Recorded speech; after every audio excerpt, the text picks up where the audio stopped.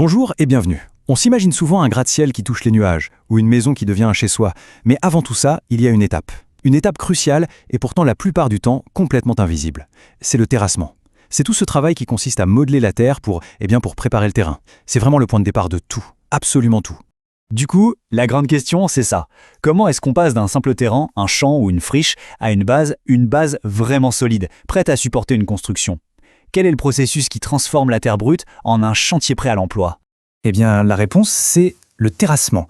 C'est un mot un peu technique, mais en fait, ça regroupe toutes les opérations qui permettent de modeler la surface du sol. En gros, on creuse, on déplace de la terre, on en rajoute parfois. Tout ça pour que le terrain soit capable de supporter le poids du futur bâtiment et qu'il ait la bonne forme. C'est au fond la véritable première fondation. Allez, on attaque le concret. La toute première étape, une fois sur le terrain, c'est ce qu'on appelle l'implantation. Et là, c'est un peu un moment magique. C'est le moment où les plans de l'architecte, qui n'étaient que du papier, prennent vie et sont dessinés en taille réelle, directement sur le sol. Donc l'implantation, pour faire simple, c'est l'art de reporter de manière super précise sur le terrain la position exacte du futur bâtiment. On utilise des points, des lignes, c'est vraiment la traduction d'un plan 2D plat en une réalité physique en 3D sur le site. Chaque petit point qu'on place devient la référence pour démarrer les travaux. Et pour faire ça, bien sûr, il faut des outils très précis. Le premier, c'est la borne de géomètre. Pour se faire une idée, c'est un peu comme une grosse punaise indestructible qui est plantée dans le sol par un spécialiste. Cette borne, elle établit un point de référence qui ne bougera pas, un point officiel et durable, aussi bien pour la position que pour l'altitude. C'est vraiment le point d'ancrage de tout le chantier. Après ça, on a un outil beaucoup plus simple, mais qui est tout aussi essentiel, le piquet. Tout bête, en bois ou en métal, mais son rôle est capital. Il matérialise physiquement, sur le terrain, un point précis du plan avec sa position et son altitude. Petit à petit, le terrain se remplit de tous ces petits repères. Et une fois qu'on a tous ces points, qu'est-ce qu'on en fait? Eh bien, on les relie pour qu'ils deviennent des lignes et même des surfaces. Et pour ça, on utilise des choses aussi simples que du plâtre ou de la peinture en bombe. C'est comme ça qu'on trace des lignes entières et que, soudain, l'empreinte du futur bâtiment apparaît dessinée à même le sol. Évidemment, la technologie a complètement bouleversé tout ça. Avant, on utilisait des méthodes traditionnelles comme les chaises d'implantation. C'était des petits cadres en bois montés à la main sur lesquels on tendait des ficelles pour guider le tracé. Aujourd'hui, on a des robots autonomes qui dessinent les plans directement sur le sol.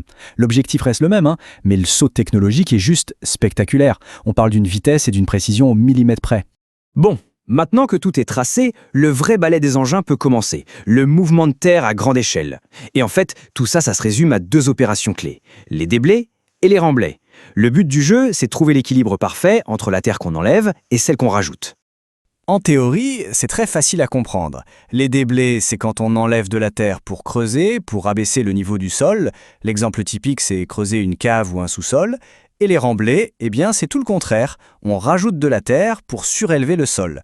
Par exemple, pour créer une belle plateforme bien plate sur un terrain qui était en pente. Mais là où ça devient un véritable art, c'est quand on arrive à équilibrer les deux. Le but ultime du terrassement, c'est que la terre qu'on a retirée des déblais serve à faire les remblais, juste à côté, sur le même chantier. Et ça, c'est pas juste pour faire joli. L'enjeu est énorme, à la fois économique et écologique. On parle de ne pas avoir à payer des centaines de camions pour évacuer la terre ou en amener la nouvelle. C'est des milliers d'euros d'économie et une empreinte carbone qui chute drastiquement. Mais attention, on ne peut pas juste arriver avec ses pelles et ses bulldozers et commencer à creuser au hasard. Non. Avant de donner le tout premier coup de pelle, il y a une phase d'enquête qui est absolument fondamentale. C'est l'étude de sol. C'est un peu comme si on devait apprendre à lire la terre pour comprendre ce qui se cache juste sous la surface. Concrètement, ce processus de planification se déroule en 3 grandes étapes. D'abord, l'étude de sol. On parle aussi de sondage géotechnique pour savoir exactement à quoi on a affaire. Ensuite, seulement après avoir reçu les résultats, on peut dessiner les plans d'exécution précis. Et enfin, avec tout ça en main, on peut établir un calendrier de travaux qui tient la route. Au fait, pourquoi c'est si important cette étude? Eh bien, tout simplement parce que tous les sols sont différents. On peut les classer, grosso modo, en 3 grandes familles. Il y a les sols meubles, le gravier, le sable, facile à creuser. Ensuite, les sols compacts, comme l'argile ou la marne. Et enfin, les sols durs. Là, on parle carrément de roches, comme le calcaire ou le basalte. Et bien sûr, savoir ça change tout. Ça va déterminer les machines à utiliser, la durée du chantier et donc le coût final. Et voilà à quoi ça ressemble en vrai, un résultat de sondage. Ces carottes de terre qu'on remonte du sol, c'est comme un livre ouvert sur ce qui se passe en dessous. On y voit toutes les couches qui se superposent, leur composition, leur densité. C'est avec ça, avec ces simples échantillons, que les ingénieurs vont prendre des décisions absolument critiques pour la suite. Bon, l'étude est finie, l'implantation est faite sur le terrain, les plans sont validés. tous les feux sont au vert. C'est là que le vrai spectacle peut enfin commencer. Le grand chantier de terrassement. Et là, c'est l'entrée en scène des poids lourds, les bulldozers, les pelles mécaniques, les tombereaux. Leur mission, déplacer des quantités de terre absolument colossales. Le but est de transformer le paysage naturel en une plateforme parfaitement plate et stable, exactement comme prévu sur les plans. C'est l'alliance de la force brute et de la planification de très haute précision. Et bien sûr, ce n'est pas toujours un travail facile, loin de là.